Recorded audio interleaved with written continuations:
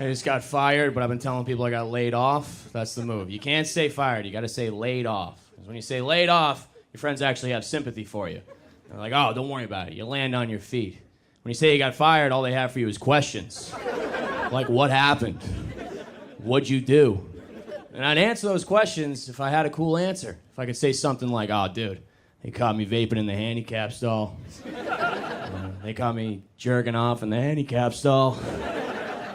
But I gotta look them dead in the face and just be like, oh, dude, they told me I was a bad culture fit. You know? It's true, though, I am. I'm like a facilitator of workplace hatred. That's like my thing. I'm like the last guy you want to see in a break room, truly. If you're having a bad day, I'm just gonna pile on, really. Open the cabinet, oh, we're out of peanut butter pretzels again. I'm in the corner. This company doesn't fucking care about us.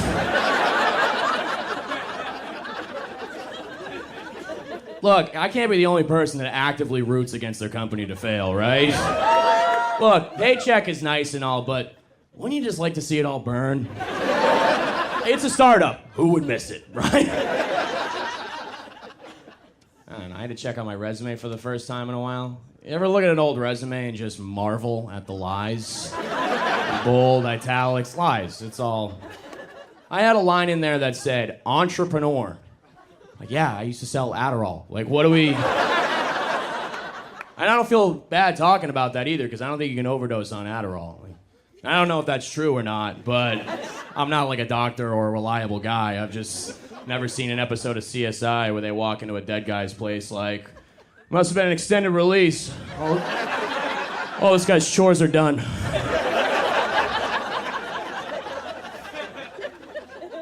had to go to a bunch of job interviews, and I thought I'd be cruising through job interviews. You know, I'm a smart guy. I got a lot of charisma. I thought it'd be easy.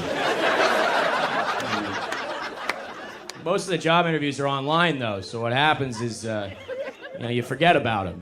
You're farting around the computer, you're watching a hockey fight compilation, and a Zoom window pops up. You're like, oh, here we go. All right.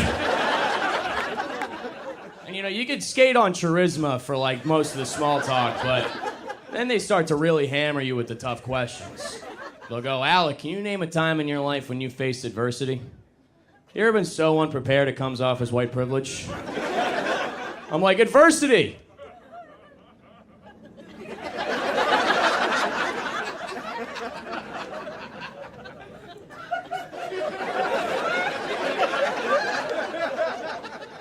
And then you slam the screen shut and blame the Wi-Fi. That's the move.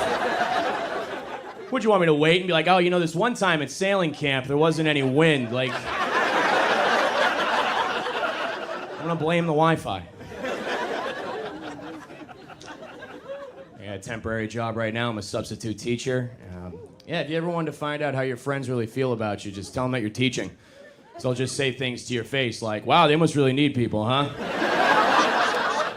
Yeah, there's a shortage of heroes right now, actually. It's always your buddies that work in, like, tech sales or something. And I would never say that to them about their jobs. I'd never be like, wow, they must really need a washed-up D3 athlete with a coke problem, huh?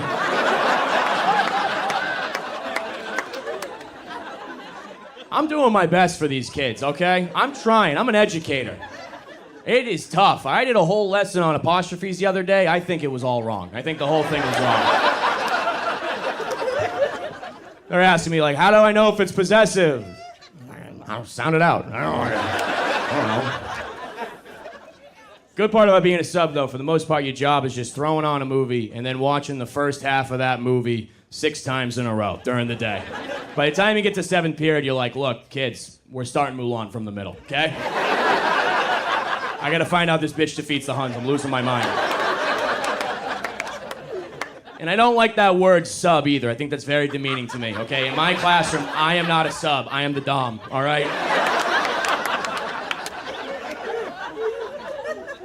You'll find out everything about your life on the internet almost instantly. Remember when we were growing up and we thought all of our teachers just lived at the school?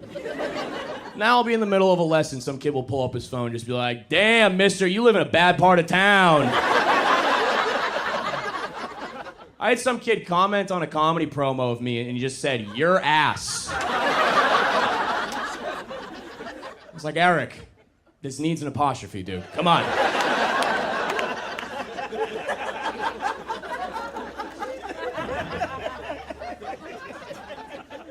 I'm trying to get a girlfriend right now. I put having a girlfriend on my vision board. It's a big goal for me.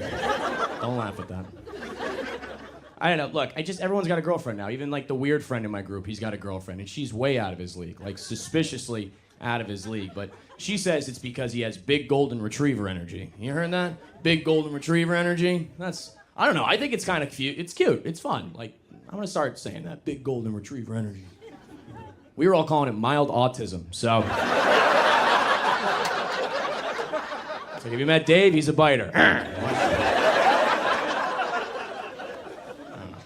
Just dating as a whole, I'm feeling very hetero-pessimistic about it. I'm straight guy. Any other straighties? Straighties? Woo! I'm trying to make that into a like we see each other. It's not really catching on. I'm working on it. I'm not a trendsetter. I just do my best. I don't know. I just as a whole, like as for a straightie, you know, it's as a guy, it feels like I'm always just giving dating advice I didn't ask for, especially on social media. On my feed, it'll just be beautiful women with their phones in front of their face saying things like, hey guys, here's the 13 things you do that give girls the ick. Number 1, existing. Number 2, ankle socks. I'm like, all right, should I go to Kohl's or kill myself? What's the move? I'll do both. I'll try. The sad part is, though, the flip side of that coin is the alpha male content. The guys with the aviators smoking the cigars being like, how value men are bred to be hunters. Are you ready to hunt for your prey? It's like, no, dude, I'm gonna make like pizza rolls or something. I hate all that alpha male content, dude. It's very toxic. And especially it sucks when your friends do it. Like I had a buddy, he posted an Instagram that said, when she broke up with you, she made a bet on your future. Make sure she loses that bet. I'm like, are you about to shoot up a casino? What are you talking about? It's sad because I wish my boys could just feel comfortable enough to talk to me. Like, I've been going to therapy for like a month, okay? I'm an emotional intelligence brown belt at this point, all right? I got moves, dude. You want to kill yourself? Have you tried going for a walk, my man? What about breathing, huh? I don't know. I could use those tips, though. I'm not great. I had a girl over my place the other night for a movie night, and I picked out the movie. About halfway through, she starts kissing my neck a little bit. You know, hand starts going around my belt. So I press pause, and I'm like, hey, what's up? You don't like the movie? What's going on?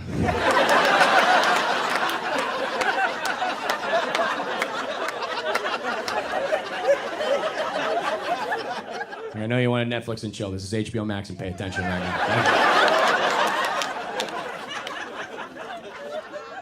And like, I get it. She wants to get into it on the first date. It's very fun and all, but I'm going slow in this hookup culture now because I've noticed that although we're more likely to hook up on the first date, these hookups are turning into things that are a little bit more physical than for my liking. Like, I'm a kinky guy. I get it, okay? But it's a little bit different when we have a couple margaritas, you come back to my place, and there's a lot of slapping, spitting, choking, pulling, grabbing, things of that. I'm going on these Hinge dates. I'm ending up in cage fights. Is this happening to people? I'm wearing a condom and a mouth guard. I'm not having fun anymore. I'm kidding. I'm just wearing a mouth guard. Come on, right? Ah, come on, give me that. He doesn't want any part of it, but play along. And look, we're all kinky people, right? I like being kinky. That's very fun. But there's a difference between being kinky and being open hand slapped in the face when you don't see it coming, okay? She's riding you cowgirl and just whack! You like that? I'm like, yeah, that was hot. Give me a second, my eyes are coming.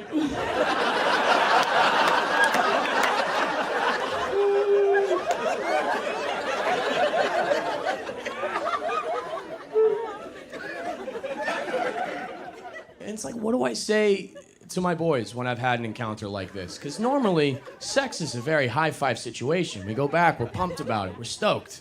But what do I talk about when I've had an encounter and I feel like I've been embarrassed and I feel used and I feel dirty? I'm like, yeah, dude, went back with the girl from the bar last night. Uh-huh. Yeah? Well, let me tell you, my man, I could use a hug. All right, guys, that's been my time. Thank you very much.